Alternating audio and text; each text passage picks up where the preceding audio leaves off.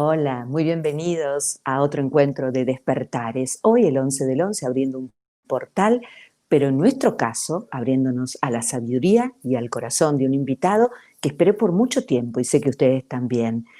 Por decir algunas características, estudio y sabiduría de este gran maestro, conferencista, escritor, divulgador de una nueva conciencia y además él es el yo soy que tanto hablamos en Despertares. Bienvenido, Emilio Carrillo. Hola Alicia, muchísimas gracias. Muchas gracias por tu invitación y encantado de compartir en estos despertares, que de tu mano seguro que están despertando muchas conciencias. Bueno, a nosotros nos despertó la técnica. Tuviste que tuvimos algunos idos y vueltas, pero aquí estamos finalmente. Vamos a comenzar, si te parece, por, a ver, tengo muchas preguntas que hemos recibido en estos días, pero después de la noche oscura del alma, ¿qué viene, Emilio?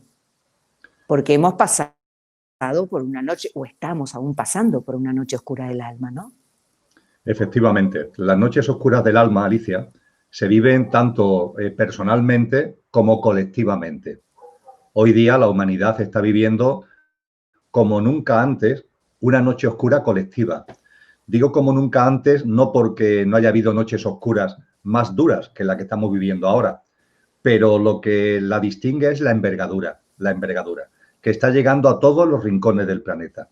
Y nunca una noche oscura fue tan global como esta que estamos viviendo.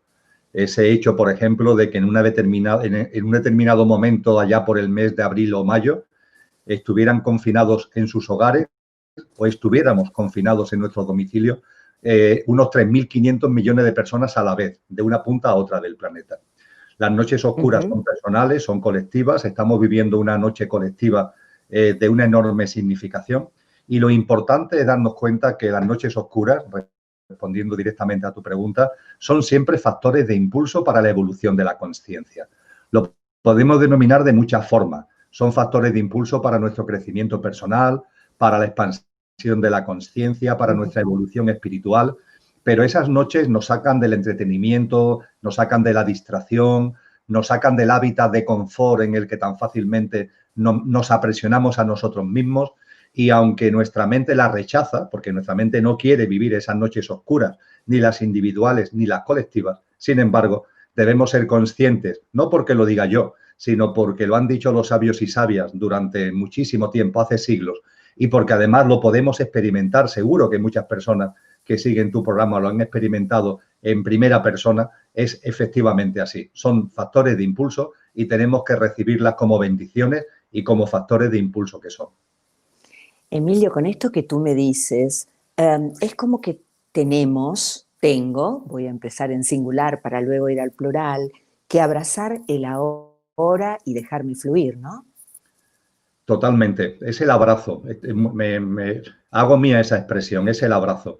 Y al oírlo del abrazo se me ha venido a la cabeza los cuentos infantiles. En todas las culturas hay cuentos infantiles donde al protagonista o a la protagonista le aparecen sapos. Sapos que son, entre comillas, los sapos son animales maravillosos como todas las formas de vida, pero en los cuentos se nos narran como seres que repugnan y el protagonista o la protagonista se echa para atrás y rechaza al sapo, ¿verdad? ¿Qué es lo que ocurre en esos cuentos infantiles? ¿Cuál es la moraleja?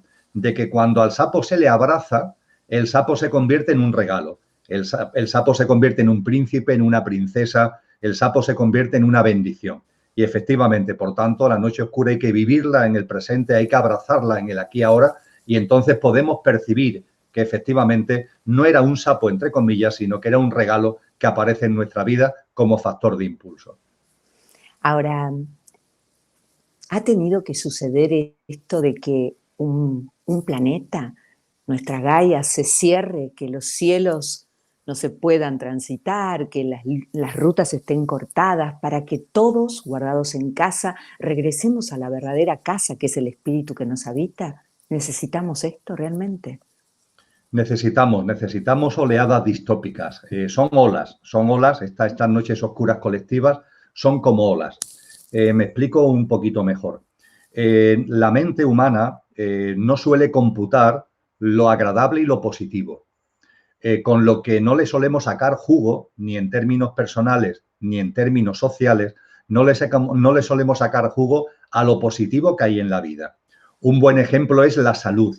Una persona cuando está sana no recapacita, no reflexiona sobre la salud, no es consciente a lo largo del día de que está sana, no le agradece a la vida y a ella misma esa salud y esa energía con la que puede vivir el día, ¿verdad? En cambio, en cuanto que aparece una enfermedad, basta que sea un simple catarro, todo el día, en todo momento tenemos presente y somos conscientes de que estamos enfermos. La mente le cuesta trabajo computar lo agradable, entre comillas. Es curioso, ¿no? En cambio, computa muy bien lo distópico, computa muy bien lo que es la noche oscura. Entonces, la evolución en conciencia, los factores de impulso para ir adquiriendo una nueva visión de la vida más completa, para vivir de una manera más plena y abundante, por supuesto que podemos hacer ese camino a través de la utopía, no de la distopía, a través de la utopía, no a través de las noches oscuras, sino de los días luminosos. Por supuesto que sí. Pero ¿qué sucede? Que esos días luminosos, que esos factores utópicos, es como si no existieran. No nos damos cuenta de la misma forma que no computamos la salud. En cambio, la enfermedad sí la computamos. Ese es el papel que juegan las noches oscuras. Entonces, la humanidad está viviendo algo que tiene mucho que ver, Alicia, y me voy a experimento fácil de explicar para no enrollarme demasiado, para no extenderme mucho en la respuesta, que es el experimento que se conoce como el experimento de la rana hervida. El experimento de la rana hervida. El experimento es muy simple. Hay un recipiente con agua natural, una ranita y la rana se echa en el recipiente. Y junto con el recipiente hay un hornillo, hay un horno. En la primera parte del experimento, a la rana metida en el recipiente, se le mete el recipiente, se pone en el horno y se va calentando sobre el hornillo, el recipiente se va calentando, Alicia, poco a poco, poco a poco, poco a poco. Al principio la rana está contenta porque está chapoteando en el agua que está a una temperatura natural y el agua se va calentando poco a poco y eso que se vaya calentando poco a poco hace que la ranita esté cómoda, incluso ese calorcito le resulta agradable, pero no se da cuenta que ese calorcito va aumentando porque es muy gradual. Le va entrando un sopor y se queda dormida. Y finalmente, en esta fase del experimento, la rana muere hervida. La segunda fase del experimento es repetir todo lo que hemos compartido. La rana, el recipiente de agua, el recipiente que con la rana dentro se pone en el hornillo, pero ahora el hornillo se va calentando no poco a poco, sino de golpe, a grandes calentones. ¿Qué es lo que hace la rana cuando percibe esos grandes calentones? Brinca, salta. Eso es lo que está haciendo la humanidad actualmente, Alicia. Estamos viviendo un calentón tremendo, estamos viviendo calentones espectaculares. Esas son las noches oscuras colectivas. Y gracias a esos calentones espectaculares, hay muchas personas que se están dando cuenta de cosas que si no, no se estarían dando cuenta. Es cierto que hay personas que no ven y hay personas, incluso peor, que entreven pero esconden la cabeza como los avestruces en la tierra porque no quieren ver. No hay peor ciego que no quiere ver, dice aquí un refrán muy castellano, ¿verdad? Pero en cualquier caso, es verdad que hay personas que en su libre elección, en su camino de conciencia, están actuando así, pero hay muchísimas que están percibiendo la realidad, que están viendo la vida de otra forma y que ese recogimiento obligado le está permitiendo abrir ventanas que de otra forma no se podrían abrir. Eso es lo que está viviendo la humanidad y lo que estamos viviendo todos en estos momentos, Alicia. Es muy interesante. Y en lo personal, ¿podré preguntarte, Emilio, ¿tuviste algún despertar que hizo que hasta ese momento la vida iba por un lado y tú la seguías y en ese momento dijiste, no, este es el camino que hoy elijo, tomo las riendas de mi vida y elijo ser quien soy a partir de ahora? Sucedió algo en tu vida, ¿no? Sí, que marcó un antes y un después. Sí, efectivamente. Ha habido dos acontecimientos, por decirlo de alguna forma, uno más suave y otro más brusco, que me llevó a que desarrollara la forma de vida y el camino que sigo actualmente. Uno fue dulce, porque fue el encuentro de un libro en un viaje a Montevideo. Y en ese viaje, para tener alguna lectura, llegó a mis manos un libro en una librería que entré, que yo ni sé por qué ese libro lo compré, que es el Kybalión, un libro que tú seguro que conoces. Hermes y que Trismegisto. Efectivamente, sintetiza los famosos principios herméticos. Y ese libro que no sé por qué, insisto, no sé por qué, porque en aquellos momentos no era algo que que me atrajera, ni la portada con los dibujos que tenía, pero el libro lo compré y al empezar a leerlo me transformó. La verdad es que me transformó. Eso fue en febrero del año 2000. Y a partir de ahí mi vida empezó a ser otra que me llevó finalmente, entre el año 2008 y el año 2009, a tomar decisiones muy drásticas de dejar muchas cosas que venía haciendo y que ya sentía que no tenían que ver con mi forma de ver la vida. Por ejemplo, la actividad política, que dejé por completo. En aquel momento yo era vicealcalde de una ciudad española, que es la ciudad de Sevilla. Por ejemplo, la docencia universitaria. Yo durante 31 años he sido profesor universitario de economía, ¿no? Y algo me decía en mi interior que eso ya no era, que tenía que encaminarme por otros derroteros. Tomé esas decisiones drásticas y muy poquito después, en noviembre del año 2010, un accidente tonto me llevó a una situación extrema de ingreso en una UCI de un hospital de Sevilla, donde viví una experiencia cercana a la muerte. Eso fue en noviembre del año 2010. Y esos dos sucesos, la llegada de ese libro de una forma milagrosa en febrero del 2000 y esa experiencia cercana a la muerte en noviembre del 2010, supusieron, ¿no?, unos empujones inmensos. Bueno, y desde hace ya muchos años vivo la vida de una forma que creo que es muy plena, intentando permanentemente crecer lo más posible, conocerme lo mejor posible y también poner eso al servicio de los demás. Sacar lo mejor de mí mismo, pero poniéndolo al servicio de los demás, no como esfuerzo, no como trabajo, sino con gozo y por el propio placer de compartir y desde la perspectiva de que más allá de las divisiones y separaciones teóricas en las que estamos, realmente formamos una hermosa comunidad y formamos parte de una hermosa unidad. Y por ahí ando. Esos son mis derroteros vitales, Alicia. Hace muchos años, Emilio, que te sigo, te admiro, he estudiado muchísimo contigo, gracias a lo que a veces nos quejamos un poco, ¿no?, que son las redes y demás, pero sin embargo, a la distancia ayudan y mucho. Cuando recién nosotros hemos recibido, te dije en el inicio, preguntas para ti, y una de ellas era justamente la filosofía hermética, ¿no?, y hablar del Kybalión, los principios que imperan en el universo y en la vida. Y creo que este es el momento oportuno, ya que tú tocaste el tema, de hablar, ¿no? Como es el cielo, es en la tierra, como es arriba, es abajo, pero ahora estamos expandiendo la banda, ¿no? Absolutamente, la estamos expandiendo por completo. Los principios herméticos son la prueba evidente, porque hay constancia de que se remontan hace muchísimos siglos, posiblemente muchos milenios. Es la prueba evidente de que a la humanidad le acompaña una sabiduría que Leibniz denominó, por ejemplo, la filosofía perenne, que otros muchos autores han denominado sabiduría sin edad, la sabiduría primordial, y de la que han bebido todos los grandes sabios y todas las grandes sabias. Y los principios herméticos forman parte preciosa de esa sabiduría sin edad, de esa filosofía perenne.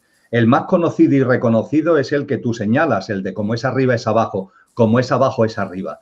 Algo que la ciencia está atestiguando de una manera tremenda, porque cuanto más conocimiento tenemos del cosmos, el macro, y más conocimiento tenemos de lo que hay detrás de las partículas elementales, lo micro, más percibimos las enormes similitudes que hay. De hecho, hay fotos del universo macro con multitud de galaxias y hay fotos de subatómicas del interior de partículas donde hay cantidad de mini partículas, de partículas subcuánticas, y las fotos son, Alicia, extremadamente parecidas, de una enorme analogía. Es solamente una demostración, una prueba de ese principio hermético que nos enseña a poder acceder a las grandes verdades desde las pequeñas. Desde nuestra cotidianidad podemos acceder a lo mayor y desde lo mayor podemos acceder a lo menor. Pero claro, los principios herméticos incluyen muchas cosas que están siendo también constatadas por la ciencia. Fíjate que un principio hermético que ha sido difícil de entender durante muchos siglos dice que todo es vibración, que todo vibra. ¿Y cómo que todo vibra? ¿Qué es eso de la vibración? Podían pensar nuestros abuelos o una persona, un hombre o una mujer de hace 500 o hace 1000 o hace 2000 años. Claro, claro. Claro, hoy ya sabemos lo que es la vibración, ¿verdad? Y sabemos que cuando la ciencia se ha metido ahí dentro de las partículas, ¿qué es lo que se encuentran? Más allá de los átomos, más allá de las partículas elementales, más allá de los quarks, ¿qué es lo que se encuentran? Puntos que vibran. De ahí la teoría de cuerdas, ¿no?, que está en la vanguardia de la física actual. Se llama teoría de cuerdas porque lo que percibe al fondo de toda realidad son, dicho metafóricamente, cuerdas, ¿no?, porque son puntos que vibran. todo lo que tiene que ver con la polarización, el percibir que todo está lleno de extremos polares, que nuestro propio lenguaje está lleno de palabras que si no fueran por su antónimo no tendrían sentido, lo blanco y lo negro, lo alto y lo bajo, lo positivo y lo negativo, lo superior y lo inferior, ¿verdad? Pero el percibir, como nos enseñan los principios herméticos, que los extremos polares, siendo diferentes, forman parte de un mismo fenómeno, porque el frío y el calor, siendo, por ejemplo, extremos polares, forman parte de un mismo fenómeno, que es la energía cinética, que cuando se mueve rápidamente da sensación de calor y cuando va más lenta da sensación de frío. Y eso nos ayuda a trascender la realidad aparente para ir dándonos cuenta de que detrás hay cosas que esa realidad aparente es engañosa y nos ayudan a percibir la vida de una forma totalmente distinta. Y podíamos seguir porque los 7 grandes principios herméticos dan para hablar muchísimo sobre cada uno de ellos. Pero en cualquier caso, lo importante es constatar que estos principios tienen miles de años y que la ciencia contemporánea está confirmando la certeza y la veracidad de sus contenidos. De los principios herméticos, tanto sea del Kybalión como de los Vedas o de la tabla esmeralda. La tabla esmeralda un poco más nueva, tal vez 2500, 3000 años, ¿no? Y estamos hablando de la base de todo lo que es esta filosofía hermética, y hoy nos damos cuenta que se aplica en todos los sentidos, porque si no me equivoco, hay uno que dice, usa tu mente en totalidad, o anímate, ¿no? ¿Es así? Sí, eso está en la tabla esmeralda. En Es la uno de tabla los esmeralda. principios de la tabla esmeralda. Usa tu mente en su totalidad, efectivamente. Uh-huh. Emilio, vamos a contestar, si te parece, alguna de las preguntas que nos han formulado, ¿te parece? Las tengo aquí. Vamos, Magnífico. dale. Dice, basándose en tus contenidos, en las redes, el evangelista Mateos dijo, lo que no es, y lo que no es. Y esto no es un trabalenguas, ¿no? Es mucho más que eso. Es espectacular. Le agradezco mucho a la persona que traiga esto a nuestro encuentro, Alicia. Efectivamente, en el Evangelio de Mateo nos encontramos esta frase que parece críptica, ¿verdad? Lo que es, no es. Lo que no es, es. Y te quedas así diciendo, ¿qué quiere decir este señor? Es toda una enseñanza, pero además sobre algo que es fundamental, porque es el darnos cuenta de que en nuestra vida, en la tuya, en la mía, en todos los seres humanos, hay una apariencia que es nuestro yo físico, emocional, mental y la personalidad a ello asociada. Esa es nuestra apariencia. Ahora yo estoy aquí y se está viendo mi apariencia, mi aspecto físico, mi mundo mental que se está expresando por palabras, mi mundo emocional que también se puede percibir a través de mis gestos, ¿verdad? Y eso todo configura lo que es la apariencia de un ser humano, nuestro yo físico, emocional, mental y la personalidad, en mi caso ese tal Emilio Carrillo, la personalidad a ello asociada. Pero ojo, eso está ahí, pero es efímero, es imperecedero, no es permanente. Y sin embargo hay otra parte en el ser humano con el nombre que cada uno le quiera dar que es imperecedero. El nombre es lo de menos. Frente a la apariencia está la esencia. Y el nombre que le demos a la esencia, ¿qué más da? Espíritu, alma, conciencia, luz, amor, energía, neuma, como lo llamaban los griegos clásicos. ¿Qué más da el nombre? Lo importante es darnos cuenta que hay algo en nosotros que es imperecedero, aunque ese algo que es imperecedero esté encarnado y esté viviendo la experiencia humana en algo que es perecedero. A partir de ahí, lo perecedero, la apariencia, realmente es, pero no es, porque es muy efímera, extremadamente efímera. Sin embargo, la esencia que no vemos realmente es, porque es imperecedera. Y entonces ya se puede entender. Lo que es, no es. Lo que es, porque es lo que vemos, lo perecedero, nuestra apariencia, realmente no es, dado lo enormemente efímero, ¿no?, de su existencia. En cambio, lo que no es, porque no lo vemos, la esencia es, porque es imperecedero. Es toda una lección magistral, ¿no? Es maravilloso. Y espiritual, sí. No, y maravilloso no también. No se puede sintetizar mejor, no se puede sintetizar mejor. No, y además es maravilloso como lo explicas, con el sentimiento, con la pasión, porque ahora parece ser que con esta oleada gigante de miedo que recorre a toda esta humanidad, de la cual tú y yo somos parte, estamos siendo conscientes de la finitud de nuestra vida Y estamos hablando de la finitud de una vida humana, corpórea, de una cierta densidad, que poco tiene que ver con lo eterno de lo que nos habita y no se ve y es parte del todo. Corrígeme, por favor, ¿eh? No, que voy a corregirte, te aplaudo, perfectamente expuesto. ¿Es así? Sí, sí, absolutamente, perfectamente expuesto. Bueno, Estamos viviendo unos momentos, como hemos dicho, bastante singulares, que tienen para nuestra mente connotaciones muy negativas, pero también nos están aportando grandes cosas. Y la muerte, Alicia, es algo que la sociedad contemporánea quiere esconder. Quiere esconder. Los protocolos sanitarios, todo, la gente se muere en los hospitales, se entierran o se incineran muy rápidamente los cadáveres, ¿no? No se quieren que los nietos vayan a los entierros de sus abuelos, ¿no? A los niños se les enseña todo, pero se les quiere ocultar, en cambio, que existe algo que se denomina muerte, ¿no? Cuando el darnos cuenta de que efectivamente nuestra vida física es finita, es importantísimo para percibir precisamente, para empezar a percibir precisamente que una cosa es la apariencia, pero que hay una esencia en el ser humano que no es imperecedera, que no es perecedera, sino que es imperecedera y que constituye nuestro verdadero ser. ¿y por qué al sistema le interesa, Emilio, ocultar la muerte? Pues porque precisamente, Alicia, si tuviéramos constancia de la muerte, si en lugar de ocultarla realizáramos una reflexión cotidiana, la muerte formara parte de nuestra vida, sería mucho más fácil percibir de que no es el final. Sería mucho más fácil, de una forma natural, el Sí. darnos cuenta de que la muerte es simplemente una puerta que se abre para que la vida siga de otra manera. Es una continuidad de vida. Y muy brevemente te comparto lo siguiente. Hace unos años, ya hace unos cuantos años, que se viene hablando de que hay un país en el mundo, que es Bután, donde se tiene el mayor índice de felicidad. Un El índice reino de de la felicidad, felicidad. Ujú. efectivamente, que no se mide por parámetros económicos, sino que es una síntesis de muchos indicadores, ¿verdad?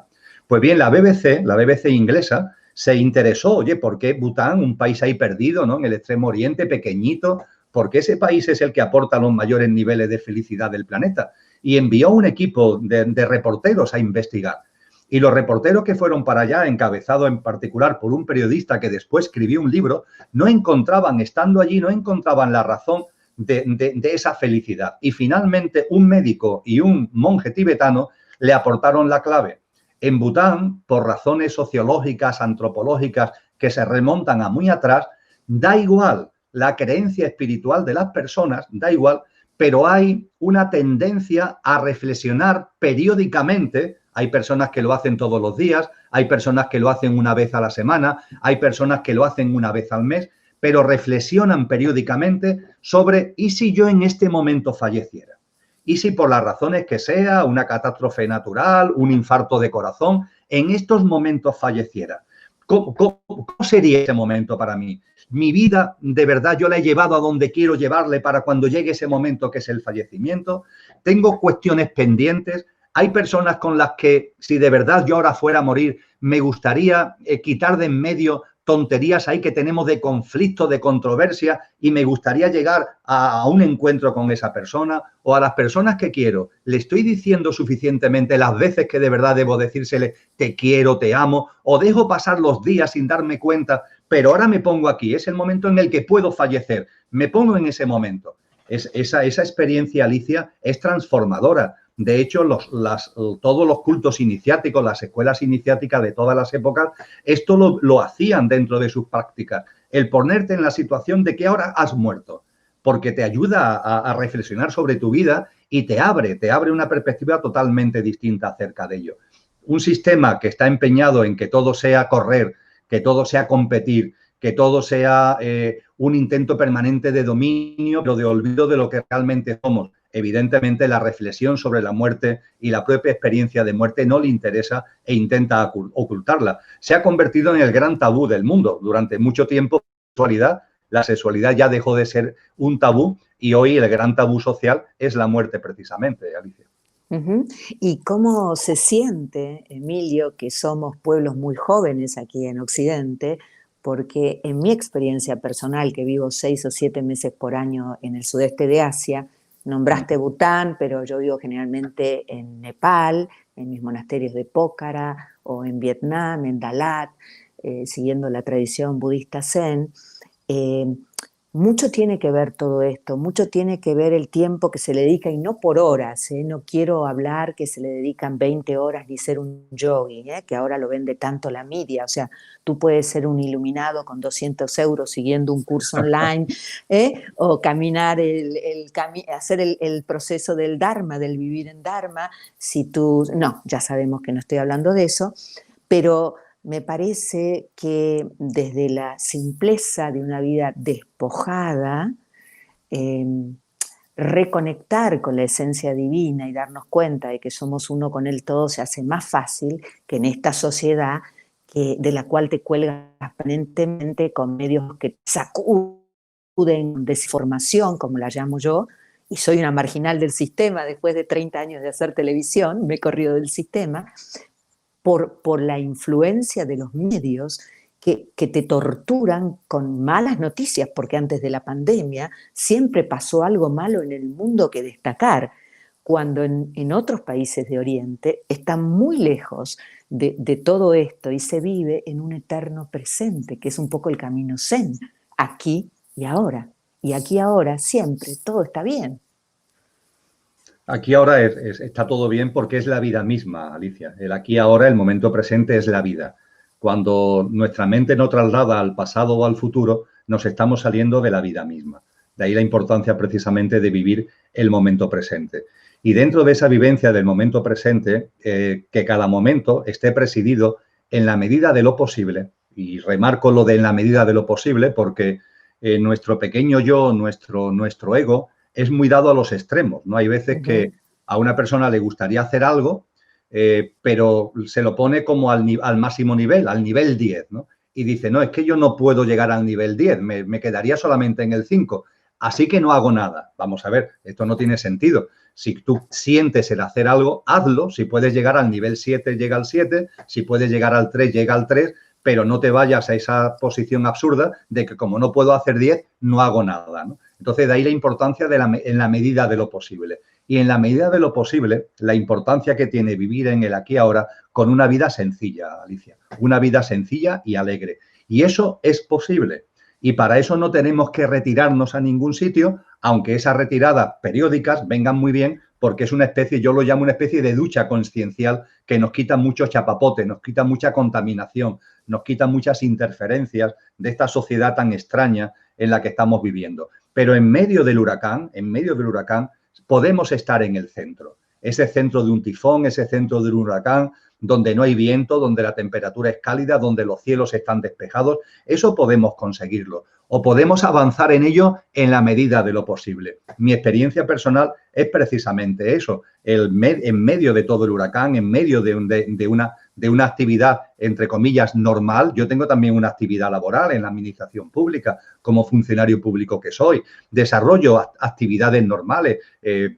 Tengo mi esposa, tengo mis hijos, tengo una vida cotidiana. No es que esté alejado como un eremita, no sabemos dónde. Y mi experiencia personal, como la de muchos sabios y sabias, es que es posible vivir esa vida sencilla, llegar a ese punto, ¿no?, que es nuestro centro, y ahí la presencia de la esencia, el recuerdo constante de lo que somos de verdad, no lo perecedero, sino lo imperecedero, en el aquí y ahora, es la clave absoluta. Y esa vida sencilla que, por ejemplo, Fray Luis de León nos decía, qué descansada vida la del que huye del mundanal ruido y sigue la escondida senda por donde han ido los pocos sabios que en el mundo han sido. Eso no es una llamada bucólica a que te evadas, no. Eso es una llamada de conciencia a que vivas la vida aquí y ahora de otra manera. Esa es la clave. Y estamos volviendo, yo creo, Emilio, ¿eh? De a poco siento como que volver al estado un poco tribal, a la sanga, cada uno en su estilo, está marcando un cierto camino. Por lo menos me ha tocado un lockdown, yo hace 23 años que vivo en Estados Unidos, he pasado 5 meses en Argentina, eh, no se podía viajar, no se podía regresar a casa, y he tenido la suerte, porque siempre digo que los de arriba, los jefes, están muy atentos y me llevan al mejor lugar, de vivir en una provincia que se llama Córdoba, al lado de un lago, con una familia italiana, y cada vez venía más gente y se fue armando como una pseudo comunidad. Venían a hacer meditación mindfulness, se comía sano, porque también somos lo que comemos, lo que decimos, lo que hacemos, lo que digerimos. Somos muchas cosas, ¿no? Fíjate que has comentado otro tema central, ¿eh? La vida sencilla también es la recuperación de nuestros poderes, ¿eh? Ujú. Nos deberíamos dar cuenta que hemos delegado demasiadas competencias, demasiadas capacidades que tenemos los seres humanos, lo hemos delegado en otros. Y el tema de la salud, de la que ahora también hablamos tanto, ¿no? Por todo lo que estamos viviendo, el tema de la salud es un clarísimo ejemplo. Es maravilloso que haya médicos, médicas, personal sanitario a nuestra disposición, faltaría más. Son personas con mucha vocación y lo respeto y lo admiro profundamente. Pero ojo, ojo, yo tengo que tener un empoderamiento con mi salud. Tú tienes que tener un empoderamiento con tu salud. Es decir, tenemos que tener unos conocimientos básicos de lo que la salud significa. La salud que se plasma en unos hábitos de vida, la salud que se plasma en el conocimiento de una serie de remedios naturales que están a nuestro alcance de una forma sencilla, la salud que se plasma a través de la alimentación, como tú muy bien dices, llevando a cabo una ingestión de bebidas y de alimentos que sean conscientes, que sea una alimentación consciente, que nos aporte nutrientes y que no en contra de nuestra salud. Lo que no tiene sentido es la dinámica en la que con tantas carreras y con tanto culto a la velocidad nos hemos metido, en donde yo vivo de aquella manera, me despreocupo por completo de lo que la salud es y representa y me despreocupo por completo incluso de la mía, haciendo una dejación de responsabilidad, y cuando enferme ya me pongo en mano de alguien que ya me sacará las castañas del fuego, que ya se ocupará de darme el tratamiento para que sane. Eso es un disparate, con el mayor, insisto, con el mayor respeto al personal sanitario. Pero también, vamos, muchos médicos y médicas lo han hablado conmigo. Emilio, es necesario que la gente tome el mando de su vida, también desde el punto de vista de la salud, porque nos llegan muchos casos que son ya casos desesperados por negligencia completa y absoluta de las personas. Entonces, ese empoderamiento de la salud es otro factor importantísimo que, en parte, todo lo que estamos viviendo esta noche oscura, creo que también nos está mostrando de una forma bastante evidente. Claro, es como un poco hacerse el ignorante o elegir el camino de la ignorancia, que yo creo que es la vibración más baja, pudiendo elegir otra cosa. Y hoy que estamos hipercomunicados, porque tú vas a cualquier lugar del mundo, hasta en los monasterios, ¿eh? Los monjes tienen celulares y captan la señal, bueno, cuando ayuda el viento, no hay todo el tiempo, pero cuando hay buen viento se capta o cuando hay mucho sol. Pero, a ver, elegir no ser mi mejor versión es una manera de un autosuicidio casi. Y parece que es la elección diaria, por lo menos aquí en Estados Unidos, cuando tú vas al supermercado, las heladeras y la oferta tan demencial de cientos. Me van a odiar, nunca voy a tener un sponsor que sea en este nuevo camino un supermercado ni una farmacéutica, pero a ver, que nos colgamos de un sistema que nos ha convertido en más esclavos de los que ya éramos, creo. Además, a partir de ahí, ¿qué podemos hacer por más? ¿Qué damos a los demás? Cuando entramos en esa dinámica, ¿qué le estamos aportando a las personas que nos rodean, a nuestros seres queridos? ¿Qué le podemos aportar cuando estamos en esa dinámica, Alicia? Fíjate, Jesús de Nazaret, a mí me gusta llamarlo Cristo Jesús, Cristo Jesús nos enseñó, ama al prójimo como a ti mismo. No sé por qué esto del como a ti mismo se suele olvidar y todo el acento se pone en ama al prójimo, pero la frase completa que está en los evangelios es ama al prójimo como a ti mismo. No hace falta ser un lingüista experto para entender que tienes que amarte a ti mismo, porque si no te amas a ti mismo, no puedes amar al prójimo. Si a ti mismo te amas cero, al prójimo lo amas cero. Ama al prójimo como a ti mismo. Ámate mucho y de esa forma podrás aportar mucho a los demás. Cuando Cristo Jesús hace referencia a ese amor a uno mismo, no está haciendo referencia a nada egoico, obviamente. Está hablando desde la plena conciencia.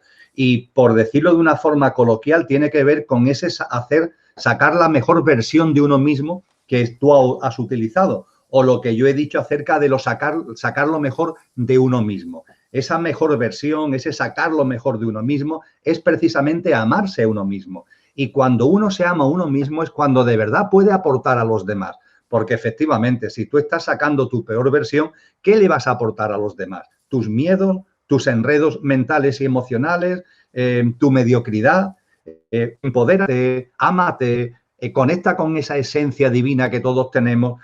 Cuando todo eso empiece ya a hacerse presente, no hace falta que sea totalmente, sino que ya empieza a haber indicios eso ya ponlo al servicio de los demás. Y entonces sí, claro, entonces es el momento de amar al prójimo, pero no para aportar al prójimo nuestros miedos y nuestra mediocridad, sino para aportar al prójimo nuestra mejor versión, como tú has dicho, para aportar al prójimo sacando lo mejor de nosotros mismos. Y mira tú cómo a veces esta cabecita loca que nos acompaña con ese ego que no para de mandar pensamientos, ¿no? Y lo hablo generalmente cuando hago entrevistas de neurociencias, por ejemplo, ¿no? Entonces, 70.000, 90.000 pensamientos por día, pero es que el 99% son negativos de mí mismo. Yo no soy mis pensamientos, pero hasta que descubro que yo no soy mis pensamientos, es todo un proceso, es el proceso también, como recién decías tú, de aceptarme, de reconocerme, de tratarme un poco más amorosamente, para después todo eso llevarlo a la afuera, ¿no? Pero bueno, siempre estamos intentando comprar el mundo de la afuera, queremos que nos quieran y nos ponemos el rol de buenos o el rol de malos, el rol de luminosos o el rol de oscuros. Pero es que ni todo es tan bueno, ni todo es tan malo, ni la luz es tan buena, ni la oscuridad es tan mala. ¿Vamos un poquito por ahí? Vamos por ahí, vamos por ahí. Como también me gusta compartir que sin prisa pero sin pausa, ¿eh? Las prisas son malas consejeras. Cuando hablamos de conciencia no vamos a estresarnos, ¿eh? Sin prisa pero sin pausa. Y desde luego tomando conciencia de que esto que estamos compartiendo tú y yo y que están haciendo suyo actualmente muchos cientos de millones, miles de millones de seres humanos, va dando una nueva perspectiva de la vida, una nueva forma de ver la vida.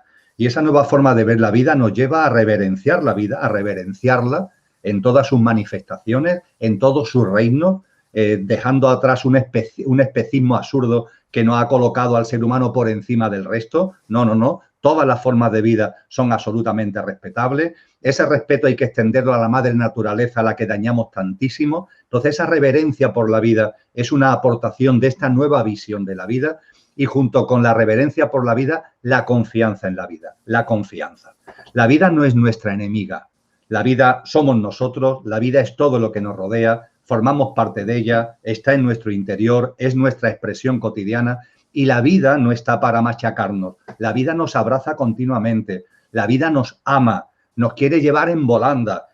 Y somos nosotros desde nuestra inconsciencia lo que nos resistimos a ello, lo que ponemos difícil ese abrazo que la vida quiere darnos continuamente desde nuestro ego, desde nuestros miedos, desde nuestras absurdas pretensiones de que las cosas sean lo que yo quiero, como yo quiero, donde yo quiero, cuando yo quiero. Cuando la naturaleza entera, el firmamento entero nos está diciendo que todo es cuando corresponde, que todo tiene un sentido profundo. Entonces esa confianza en la vida va abriendo una perspectiva radicalmente distinta que nos permite además darnos cuenta de cosas muy prácticas, como por ejemplo que lo importante no es lo que pasa, no es el qué, sino el cómo se vive el qué.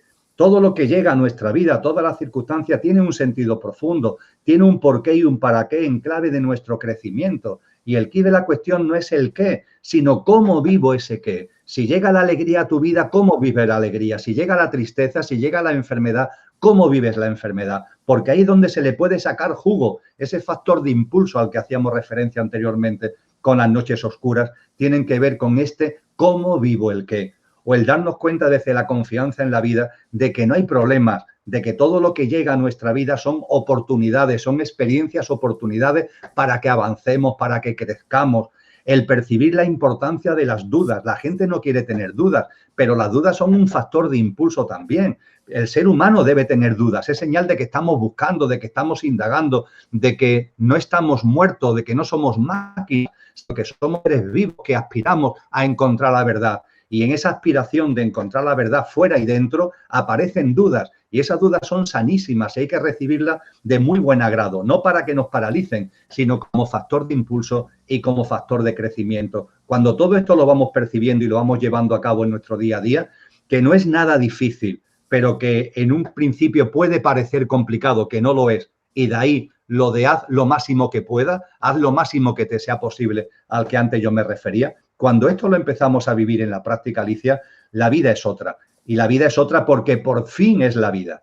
Dicho de una forma muy sintética, es entonces cuando dejamos de sobrevivir y Para empezamos vivir. a vivir. Porque Claro. hemos convertido la vida en un acto de supervivencia. Y la vida es mucho más que un mero acto de supervivencia. Es mucho más que esto que nos compramos, como decíamos en el inicio, de vivir en piloto automático o de ser los robots que trabajan para llegar a ciertas metas sin disfrutar lo más importante que es el tránsito. Porque el camino más largo empieza cuando uno da el primer paso, pero es que hay que disfrutar todo el camino, me parece, y eso es lo que te ayuda. A mí, por lo menos, me da mucha felicidad, es el darme cuenta que estoy viva. Mira, yo tuve un hermano, un compañero de misión, un gran artista, Facundo Cabral. Y Facundo, yo siempre cuento esta anécdota y lo sigo repitiendo, cuando se iba a dormir, que lo hacía generalmente muy temprano, decía, bueno, me voy a ensayar la muerte. Y todos lo miraban como, y yo le decía, maestro, no maestro, Facundo, ok, pero cuando me levanto, Gorbato, yo celebro la vida como Walt Whitman, me canto y me celebro.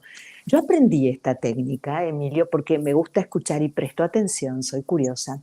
Y yo también ensayo la muerte desde hace muchos años, pero cuando me despierto, abro los ojos, respiro, en la primera respiración consciente del despertar, siento la vibración maravillosa de la vida, me canto y me celebro, porque cada átomo de mi vida es mío, es tuyo y es del universo entero. Qué preciosidad, Alicia. Te agradezco muchísimo que lo hayas sintetizado así y, por supuesto, que hayas sacado aquí en nuestra conversación a ese gran maestro, porque fue un maestro como Maravilloso. que fue Facundo Cabral. Para mí es también una persona muy, muy querida, muy admirada, a la que he conocido a través de distintas personas, pero en particular tenemos una amiga en Oviedo, Crista, que es una admiradora tremenda de Facundo Cabral y que tiene un canal de YouTube donde ha hecho llegar todas las enseñanzas de Facundo, y yo gracias a ella me metí en lo que es la forma de vida y la enseñanza y la maestría de Facundo. Te voy a mandar la última nota que le hice a Facundo, donde además le dije, vos me vas a hacer un favor, maestro. Me dice, lo que quieras, en la nota, en vivo. Le dije, yo sueño con bailar contigo. Y me dijo, ¿pero qué soy? ¿Un sex symbol ahora? Y en la nota tira el bastón y comenzamos a bailar y dice, no hace falta que pongan músico, nada, no pongan nada, aquí está el universo entero. Y nosotros terminamos la nota danzando al sonido del universo. Te la voy a enviar después por privado, porque es un lindo reencuentro. Pues te lo agradeceré muchísimo. Voy con otra de las preguntas, y ya nos va quedando menos tiempo. Me parece que es muy interesante, pero mucho mejor va a ser tu respuesta, como siempre. La divinidad no cabe en palabras, ¿no, Emilio? Efectivamente, utilizamos esa expresión para de alguna forma acercarnos, pero la divinidad, efectivamente, no cabe en palabras. Pero a su vez, no cabiendo en palabras, podemos acercarnos a ella de la siguiente manera, Alicia.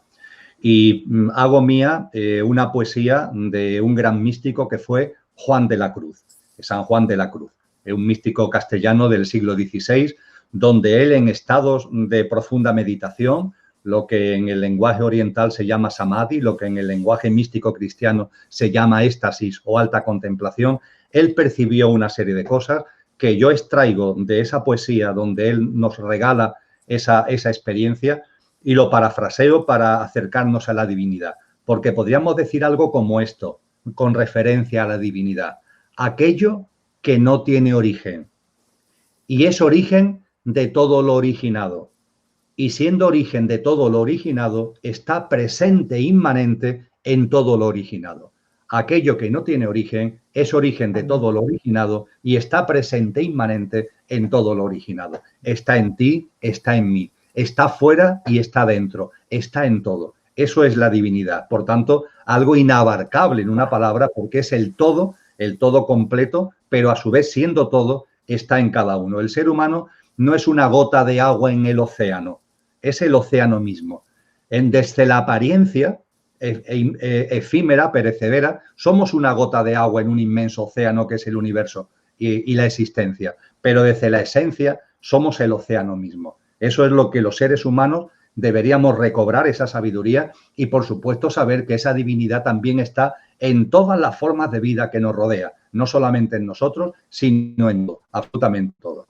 la diosa y el dios que me habita, pero además de decirlo, lo tengo que sentir y experimentar, porque todos, creo, tenemos enormes dotes y talentos. Hay que despertar y darse cuenta que el momento es ahora. Yo digo, ¿cuántas especies con las que convivimos en distintas dimensiones quisieran experimentar esto de ser humanos por un ratito, ¿no?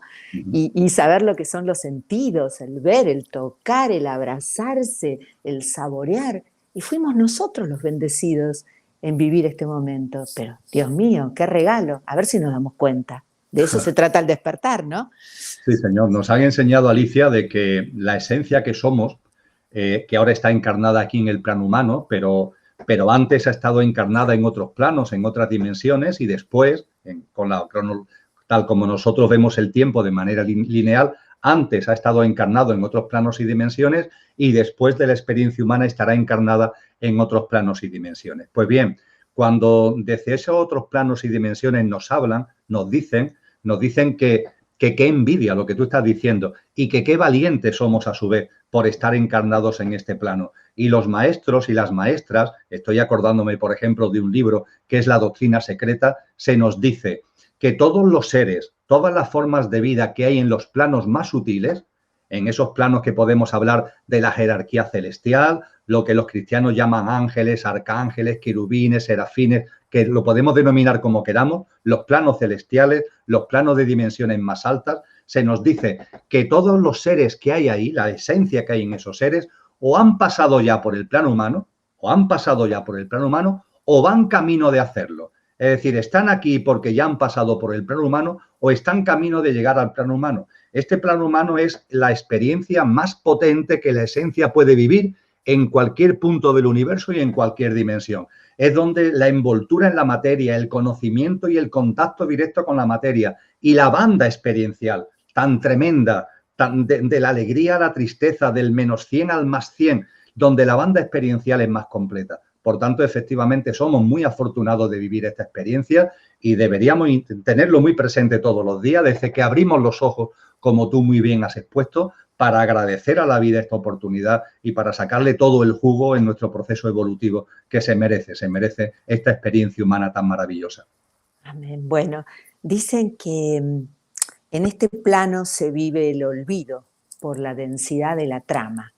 Es la anteúltima pregunta. En este plano se vive el olvido. Es verdad, seguramente al momento de ser paridos y después de estar tan protegidos en el útero de nuestra madre, tan cuidados, al salir ante tantas sensaciones, ruidos, cosas que pasan, olvidamos, casi todos olvidamos.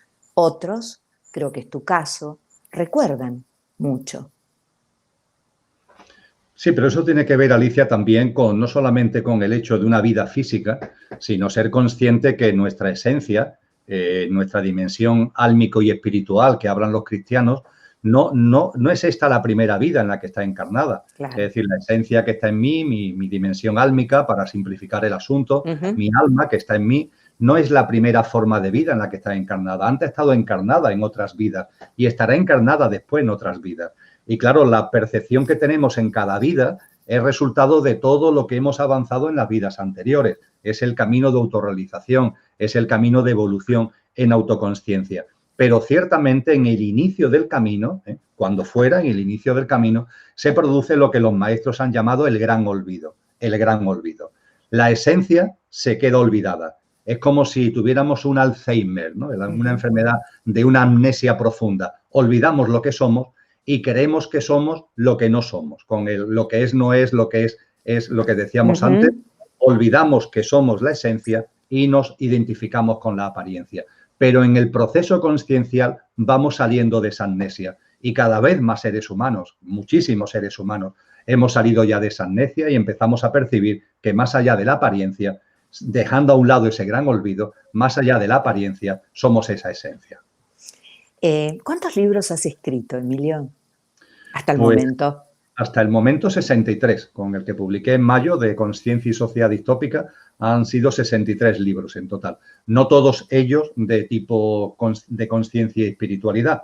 Esos libros fundamentalmente son los que he escrito a partir de las experiencias que antes compartía contigo desde el año 2000 Antes he escrito muchos libros técnicos, muchos libros de economía, de desarrollo local, de libros técnicos, entre comillas. Pero en total son 63, de los cuales la mitad, más o menos, pueden ser textos que tienen que ver con la conciencia en sentido amplio.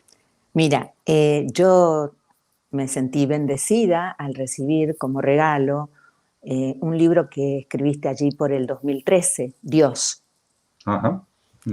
Donde hablabas de ese mundo de galerías, de tu experiencia con el Nahual. Quiere decir que en tu caso pudiste ensoñar, como alguna vez lo escribió Castañeda, porque aquel que te conduce al camino llega cuando uno está listo. Es como dicen, el maestro llega cuando el alumno está preparado. Este también fue tu propio despertar, ¿no? Este libro. Sin duda ninguna, ese libro tiene detrás una historia preciosa que está relacionada con Nahual, un chamán de una etnia que son los anacuiganos, que hace miles de años vivían en Canadá y fueron bajando hacia Centroamérica. Actualmente están localizados en Bolivia, cerca del lago Titicaca. Y el libro es una conversación con él. Él me va haciendo preguntas que giran siempre en torno a la divinidad. Y efectivamente, eso vino como un regalo, tanto la conexión con Nahual como el propio libro, como ese propio hecho, vino como un regalo. El libro sale publicado en el 2013, pero es un libro que resume lo que viví de primera mano, gracias a Nahual en gran parte, después de mi experiencia cercana a la muerte. Esa experiencia cercana a la muerte que yo viví el 29 de noviembre del año 2010, no quedó ahí, no fueron solamente las 2 horas en las que teóricamente estuve muerto, ¿no? Sino que mi recuperación física se alargó muchísimo, lo cual fue un regalo de la vida. Fueron 10 meses, desde noviembre del 2010 a septiembre del 2011, en el que no pude desarrollar una vida, entre comillas, normal. Ahí fue, Alicia, donde escribí el libro. Lo que ocurre es que ese libro quise interiorizarlo maravillosamente, no quise tener prisas con relación a él. Y hasta el punto de que mi intención no era ni siquiera publicarlo todavía, cuando un buen amigo editor de Editorial Nous, mi amigo Javier, me invitó, conociendo el texto, y dice, mira, Emilio, esto hay que publicarlo, hay que sacarlo a la luz, no puedes quedarlo ahí como una experiencia tan íntima. Y ese es el origen del libro, que la Editorial Nous lanzó en el 2013, después ya la Editorial Sirio compró los derechos de autor a Nous, y es un libro que para mí es enormemente querido porque es una especie de resumen de esos 10 meses de profunda vida interior que, postrado en la cama durante mucho tiempo, con muchas dificultades de movilidad durante muchos meses, todo lo que pude vivir ahí de una forma tan intensa y de una forma tan íntima. Así que le tengo mucho cariño. Te agradezco que hayas sacado esa colación, entre los 65 libros, hayas sacado a colación precisamente el libro titulado Dios. Me llegó muchísimo porque además tiene tanto que ver con el yo soy, porque yo soy él, ¿no? Totalmente, totalmente. Yo soy. Esa preciosa unicidad que se plasma en la diversidad, esa unicidad que no debemos olvidar, Alicia, que la unicidad no es uniformismo. Es verdad. Esto también nos lo quieren vender, nos hablan de unidad, pero nos están vendiendo uniformismo. La unión, la unidad, la unicidad es diversidad y es cómo se plasma precisamente la unicidad. Que no olvidemos eso, la unicidad no es uniformismo, la unicidad es diversidad. Tanto pensamiento único, tantas versiones oficiales, tanto intentar que todos vistamos igual, comamos igual, nos comportemos como máquinas, todo eso va contra el espíritu humano y todo eso va contra la esencia verdadera que constituye nuestro auténtico ser. Y ahora estamos en un proceso bendecido, vos, yo, que lo estamos viviendo, de elevación. Tanto puede ser planetaria como de conciencia. Algo se está cocinando y es parte de un plan divino, ¿no? Absolutamente. La humanidad está viviendo un momento realmente histórico. No los momentos históricos que nos comentan los libros de historia. No, esto de verdad es un momento histórico porque es la antesala del surgimiento de un nuevo ciclo humano, de una nueva humanidad. Una nueva humanidad que va a ser ejemplar y una nueva humanidad donde se hace realidad lo que ya brilla en nuestro corazón, lo que ya late en nuestro interior y es nuestra propia alma. Eso es lo que está ahí. Y eso, que sea ahora precisamente ese momento de de paso a esa nueva humanidad, que yo no sé cuánto va a durar, pero estamos ahí. Yo creo que es sencillo de percibir que se está acabando algo para que nazca algo nuevo, y aunque lo que se esté acabando entre muchos revoltijos, conflictos y convulsiones, se puede percibir que lo que van a hacer es algo extremadamente hermoso y extremadamente potente. Eso no es casual. Eso tiene que ver con el ciclo humano, pero tiene que ver con el ciclo de la Madre Tierra. Claro que la Madre Tierra está aumentando, ha elevado sustantivamente su frecuencia vibracional y lo va a seguir haciendo. Y la Madre Tierra lo está haciendo también con relación a un ciclo mayor que abarca nuestro sistema solar y a otros sistemas solares. Nada es casualidad. Esos ciclos mayores se nos escapan, pero la humanidad debemos ser conscientes que estamos viviendo un momento realmente histórico que se inscribe plenamente en el contexto de unos grandes ciclos que nos están diciendo que aunque no sepamos ni el día ni la hora, pero sin embargo es la hora y esa hora ha llegado, Alicia.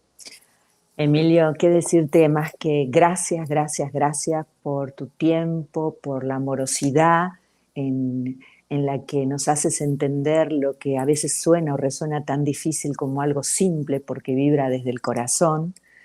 Gracias por tu aporte de siempre, gracias por haber sido un maestro de tantos años, gracias por este encuentro que hoy podemos compartir, y por mi parte me despido los minutos que nos quedan para que tú lo hagas a todos aquellos que nos van a acompañar viendo la repetición de este IGTV, tanto sea en esta red como en la radio o en el canal de YouTube. Por mi parte, gracias, gracias, gracias. Y por mi parte, Alicia, refrendar ese agradecimiento que siempre es mutuo y compartido. Muchísimas gracias a ti, muchísimas gracias a todas las personas que se acerquen a este encuentro que hemos mantenido, y espero que en el futuro haya muchas oportunidades de seguir compartiendo. Muchísimas gracias y un abrazo enorme. Qué mensaje esperanzador, y hacer nuestra mejor versión. Donde está Emilio, donde estoy yo, donde están ustedes, vamos a parir nuestra mejor versión. Es la única manera de crear una mejor humanidad, ¿no? De eso se trata. Gracias, gracias, gracias, gracias, gracias, Emilio. Te hablo por privado.